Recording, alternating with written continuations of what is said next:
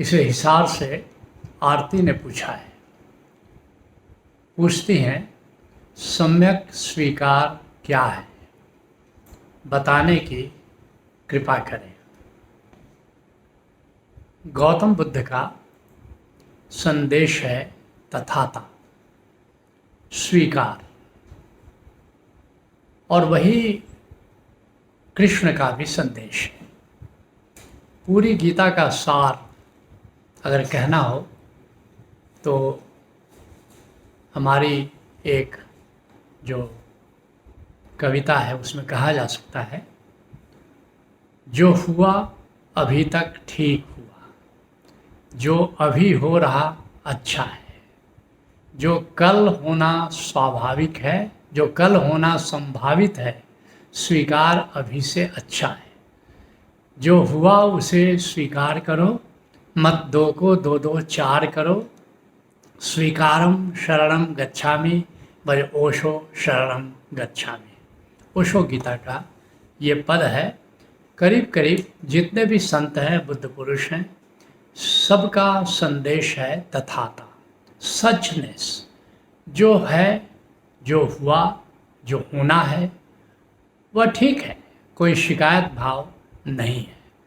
और तथाता घटित कैसे होगा, क्योंकि गौतम बुद्ध में तथाता घटित हुआ था, इसीलिए गौतम बुद्ध का एक नाम है तथागत, अर्थात जो तथाता में जीता है वो तथागत है। कैसे हमारे तुम्हारे बीच ये घटित होगा, इसके लिए गौतम बुद्ध ने अष्टांगिक मार्ग का प्रतिपादन किया, जिसे हम आनंद प्रज्ञा में बताते हैं, जो ध्यान समाधि का पूर्वार्ध है, आनंद प्रज्ञा। और इसमें 8 आयाम बताते हैं, और इसका शिखर है स्वीकार, सम्यक स्वीकार शिखर है। पहला है सम्यक दृष्टि, दूसरा है सम्यक जागृति, तीसरा है सम्यक कर्म, चौथा है सम्यक संबंध या सम्यक जीवन, ऐसा कह सकते हो, पांचवा है सम्यक वाणी, छठा है सम्यक संकल्प, सातवां है ध्यान, और आठवां है सम्यक स्वीकार।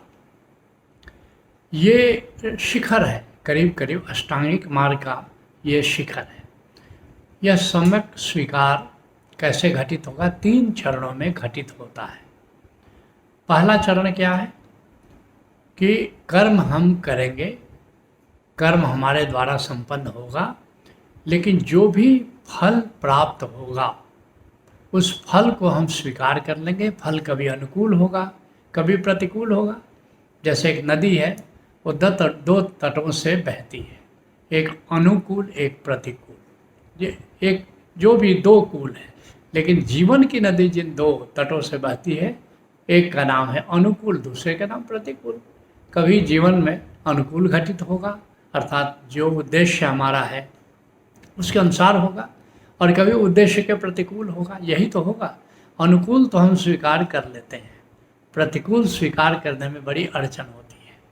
लेकिन ये जान करके कि ये द्वंद्वात्मक है, ये संतुलन के नियम से कभी आपदा आएगी, कभी विपदा आएगी, जिसको अष्टावक्र कहते हैं, आपदा संपदा काले दैवा दैवेति निश्चय तृप्त स्वस्थेन्द्रियो नित्यम न सोचते न कांक्षति। संतुलन के नियम से जीवन में कभी सुख आएगा, कभी दुख आएगा, तो हम दोनों का स्वीकार करेंगे।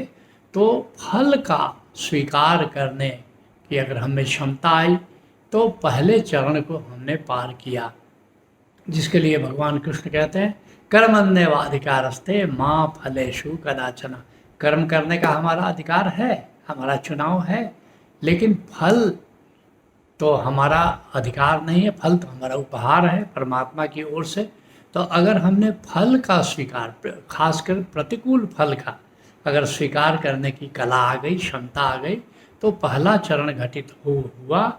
और ये जो चरण है, इसी का नाम है तथाता। तथाता का अर्थ है कि अब अनुकूल प्रतिकूल से कोई फर्क नहीं पड़ता।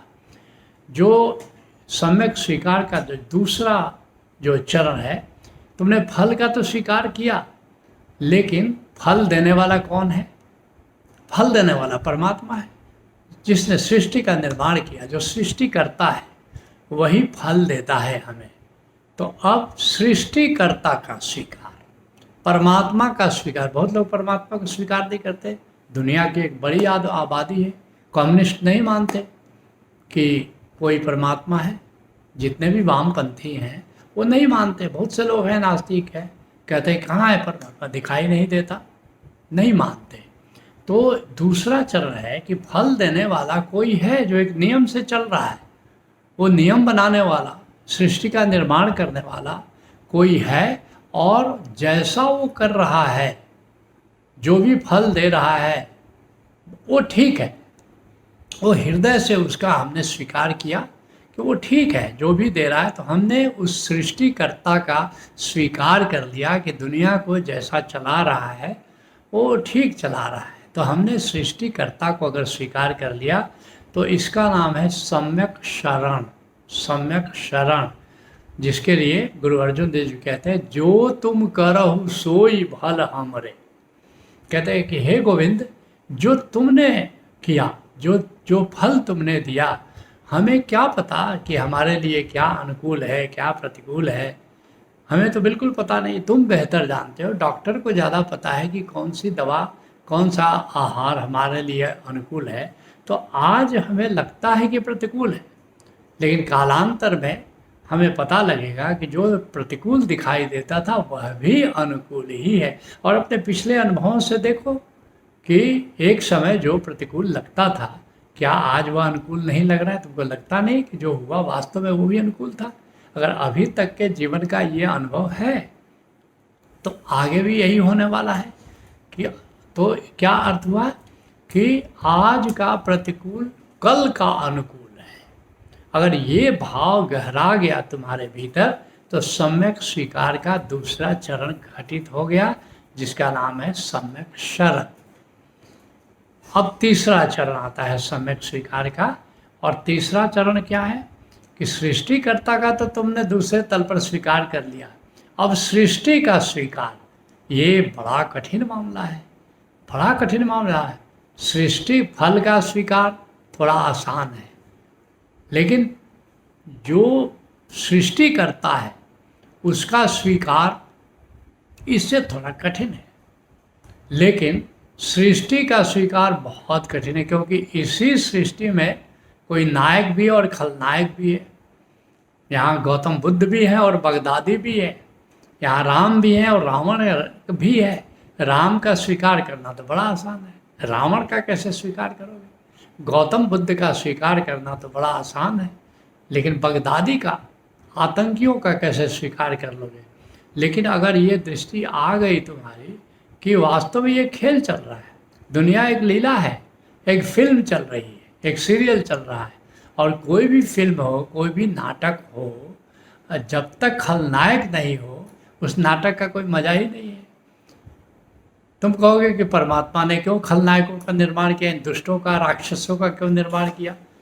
परमात्मा से तो पूछते हो, आजकल के फिल्मकार से क्यों नहीं पूछते हो, नाट्यकार से क्यों नहीं पूछते हो कि भाई आप खलनायक क्यों बना देते हो? क्योंकि अगर सोचो तो सही, रामायण में अगर रावण नहीं होता तो कुछ राम की ज़िंदगी में फिर था क्या?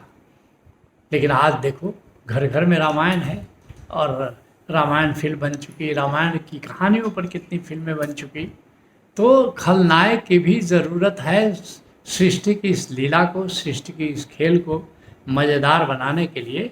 तो यहाँ पर तुमको लगेगा कि एक लीला है और यहाँ दोनों का अपना रोल है, दोनों की अपनी भूमिका है, और ये दोनों भूमिकाएं उसी फिल्मकार ने निर्मित किए हैं। परमात्मा ने ही ये एक नायक और खलनायक दोनों का निर्माण किया है, और ये सृष्टि जैसी है वैसी ठीक है। अगर ये भाव, ये बड़ा मुश्किल मामला है, लेकिन अगर ये भाव गहरा गया तो इसका नाम है सम्यक शरण, क्योंकि दोनों रोल उसी ने, सृष्टिकर्ता ने ही निर्मित किए हैं।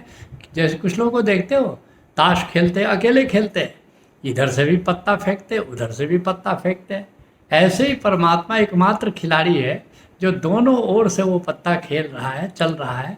खेले रघुपति अथवा रावण, चल रहा वही पत्ते बावन।